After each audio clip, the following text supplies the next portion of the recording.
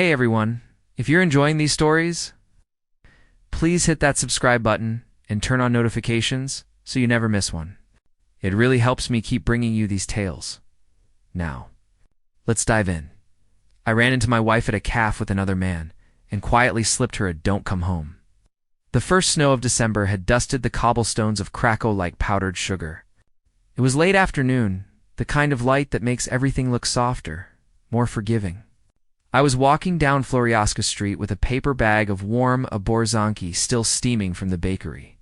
Heading home after picking up groceries for Christmas Eve, Ujilia. That's when I saw her. Through the frosted window of Kaviarnia Noworolski. Under the arched colonnades of the cloth hall sat my wife Anna. Same burgundy coat she'd worn for 8 winters. Same chestnut hair tucked behind one ear. But the man across from her was not me. He was younger, maybe 35, dark hair, expensive-looking scarf, the kind of smile that knows it's charming. They were leaning close, heads almost touching.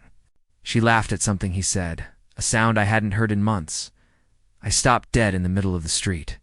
A horse-drawn carriage clattered past, bells jingling. Someone bumped into me and muttered "Przeprzedzom." I barely noticed. I watched them for perhaps 30 seconds, long enough to see him brush a crumb from her cheek. Long enough to see her eyes soften the way they used to when she looked at me then. I turned and walked away. Not because I was angry. Not yet. Because I needed time to understand what I had just seen. We'd been married 12 years.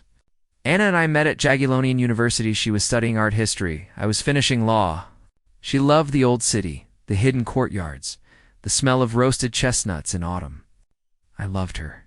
We married in the Church of St. Mary, under the famous altar by Wittstosh.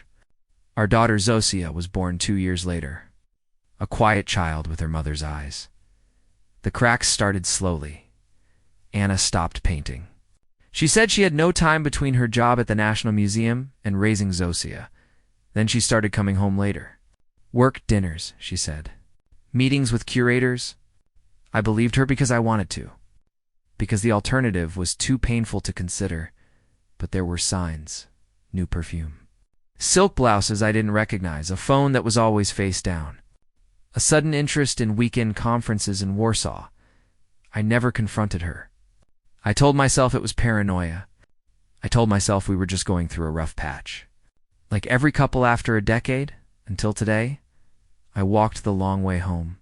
Past the Barbican, past the frozen moat, past the lights beginning to glow in the windows of the old townhouses. The snow kept falling, soft and silent.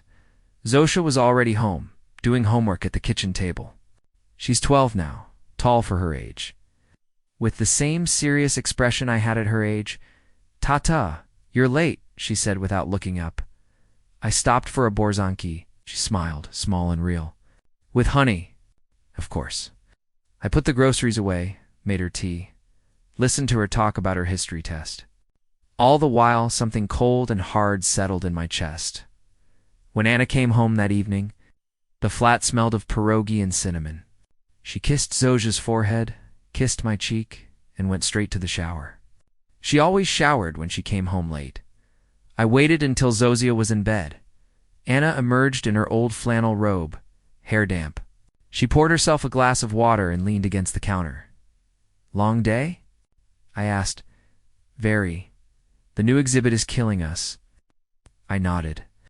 "I saw you today." She froze. "Just for a second, at Norolski," I continued. "With a man." The silence stretched. She set the glass down carefully. "It's not what you think." "Then tell me what it is." She looked at Mir. Looked, and I saw guilt, yes, but also something worse. Resignation. His name is Macha. He's a photographer. We've been seeing each other. For 5 months? I felt the room tilt, but my voice stayed steady. "Do you love him?" "I don't know," she whispered. I feel alive with him. I haven't felt that in years." I stared at her. The woman I had promised to love until death.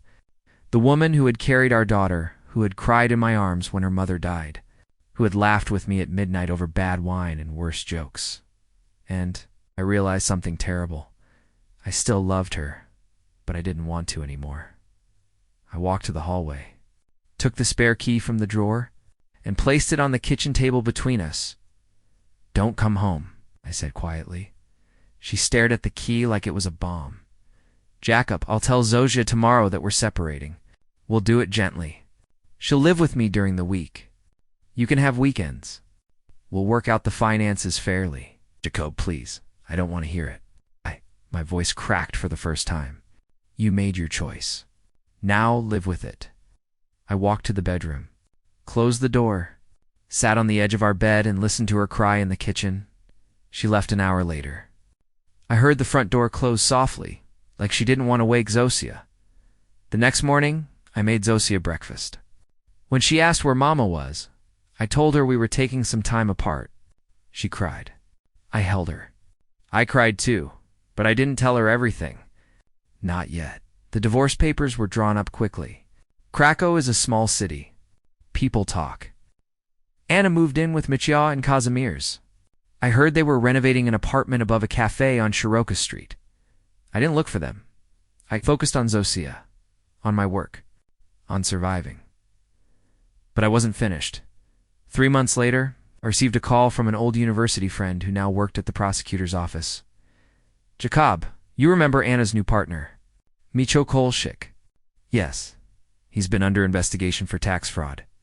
Shell companies. Fake invoices. He's been siphoning money from his photography business for years. Looks like he's about to be indicted." I said nothing. "You wouldn't happen to know anything about an anonymous tip that came in last month, would you?" "No," I said. "But I'm glad someone did the right thing." He laughed. "Thought so?" I hung up. A week later, police raided Micha's studio.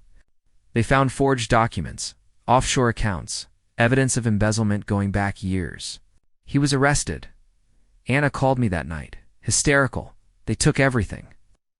Jacob, the apartment, the car, his accounts. He's in custody. I have nowhere to go. I listened to her sob. "I'm sorry," I said, and I meant it. "But this isn't my problem anymore." She'd begged me to help, to lend her money, to let her stay with us for a while. I said no. I didn't tell her that I had kept every text she sent me during those 5 months. Every late night I'm working late message, every photo she accidentally sent me instead of him, every receipt she emailed to herself for work expenses at hotels I had never seen. I didn't tell her that I had quietly forwarded everything to the right people, not out of cruelty, out of clarity. She had chosen a man who lied, cheated, and stole. She had chosen him over our daughter, over our home. Over me now, she would live with the consequences. Micha was sentenced to 3 years. Anna lost her job at the museum. Scandal has a way of clinging. She moved back to her parents' house in Nawahuta. It's a concrete district on the edge of the city where she grew up. I see her sometimes. She comes to pick up Zosia on Saturdays. She looks older, thinner, quieter. Zosia still loves her. I make sure of that. But when Anna looks at me, there is no anger left. Only regret, and I feel nothing, not hatred, not satisfaction, just peace. The snow has melted. Spring has come to Krakow. The cherry blossoms are blooming along Planty Park, and the air smells of new beginnings. I walk with Zosia along the Vistula. She holds my hand.